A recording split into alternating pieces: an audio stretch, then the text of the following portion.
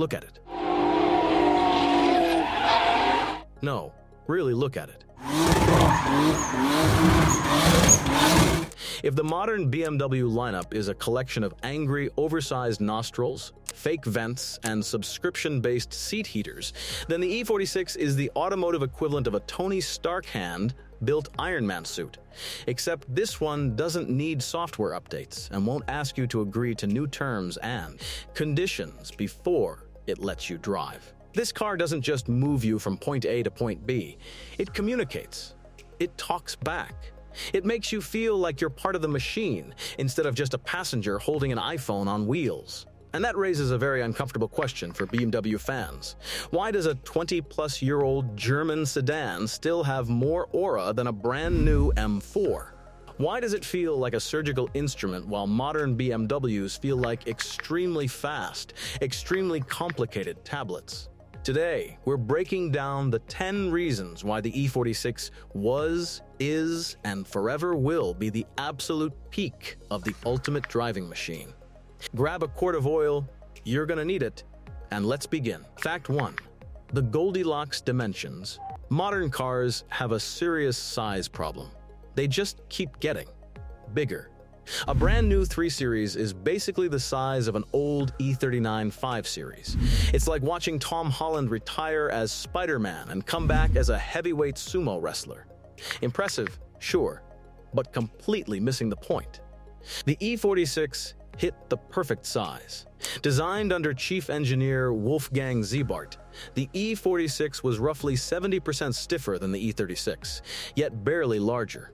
It measures about 176 inches long, which is basically the holy grail for a sports sedan.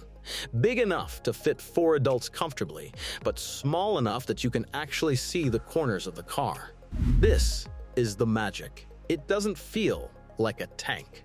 It feels like a precision instrument. When you throw an E46 into a tight mountain road, you're not fighting physics. You're collaborating with it. The car rotates naturally. It shrinks around you. It feels alive in a way modern cars simply don't. This silhouette has aged better than Paul Rudd, and honestly, that's saying something. Fact 2. The S54, the greatest straight six ever cast. BMW didn't just give the E46 one great engine. They gave it an entire lineup of legends. You had fuel-efficient 4-cylinders like the M43 and N42. You had the diesel monsters, the M47 and the legendary M57, that could pull a house off its foundation while still returning absurd fuel economy. Then came the silky smooth M52 and M54 straight sixes in the 325i and 330i, engines so reliable they became the gold standard for luxury sedans. But then, there was the S54. This 3.2-liter masterpiece is the final boss of naturally aspirated BMW straight sixes. No turbochargers, no gimmicks, just 8,000 RPM, 6 individual throttle bodies, and a mechanical scream that sounds like the gates of Valhalla opening. In the year 2000, this engine made 333 horsepower, over 100 horsepower per liter. That wasn't just impressive, it was a straight-up flex on the entire automotive industry. Forged crankshaft, reinforced rods, motorsport Dina everywhere. When you floor it, the car doesn't just accelerate, it howls. Modern BMWs pump fake engine noise through the speakers. The E46 M3 gives you the real thing, straight through your bones. Fact 3. The 50-50 balance. Done right. BMW loved marketing 50-50 weight distribution, but with the E46, it wasn't just advertising, it was execution. By pushing the engine far back toward the firewall, BMW achieved a perfectly neutral chassis. The result? A car that doesn't understeer like a front-heavy SUV or snap oversteer like a mid-engine supercar that's had too much confidence. This balance is exactly why the E46 became the backbone of spec E46 racing. It's predictable, forgiving, honest. You steer with the wheel, but more importantly, you steer with the throttle. Want rotation? Ask politely with your right foot. The car listens. This is driver education disguised as fun. Fact 4. The driver-centric cockpit iPad required. Sit inside a modern car and you're greeted by one massive screen that's harder to navigate than a cryptic pop album rollout. The E46 interior does the opposite. The dashboard is physically angled toward the driver. BM basically said, you matter more than the passenger. Every button has tactile feedback. Every control does exactly one thing. No menus, no swiping, no software lag. You can adjust the climate, change the radio, or control traction without taking your eyes off the road. The materials feel real.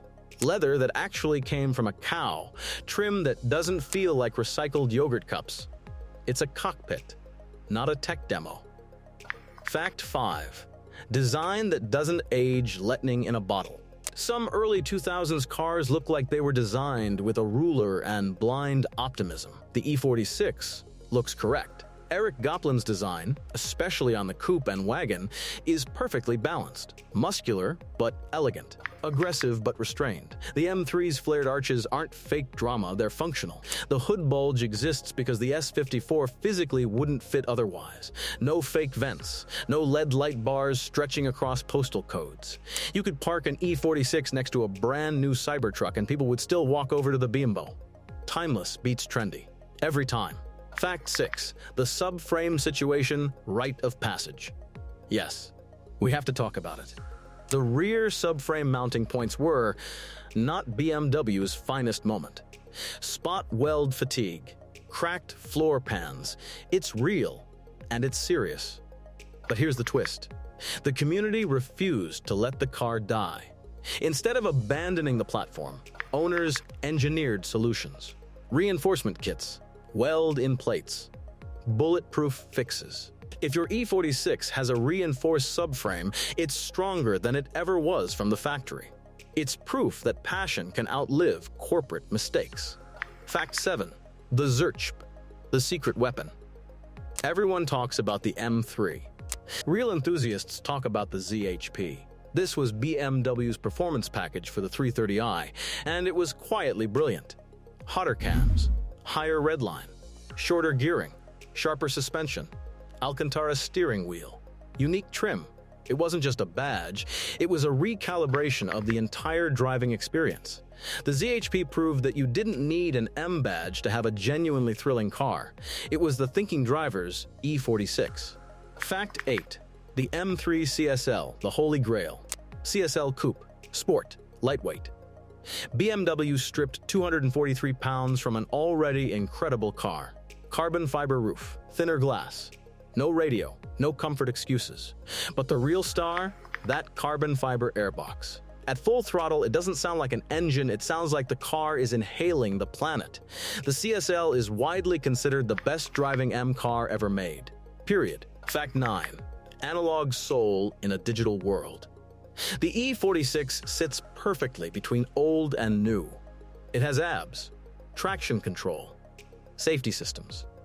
But it still has hydraulic steering, mechanical feedback, a direct connection between you and the road. The steering doesn't filter information, it delivers it. You feel grip, you feel texture, you feel when things are about to go wrong. You're driving the car isn't driving you. Fact 10. The look back factor. You know the rule. If you don't look back at your car after parking it, you bought the wrong one. The new M4 is brutally fast, but when you walk away, you don't look back. You just think about the grille. When you park an E46, you always look back. Because it feels right. It feels honest. It feels complete. The E46 wasn't just a car. It was a moment when engineers beat accountants. When driving mattered more than data. BMW may never make another car like it, and that's okay. Because peaks are meant to be remembered. What's your favorite E46 memory?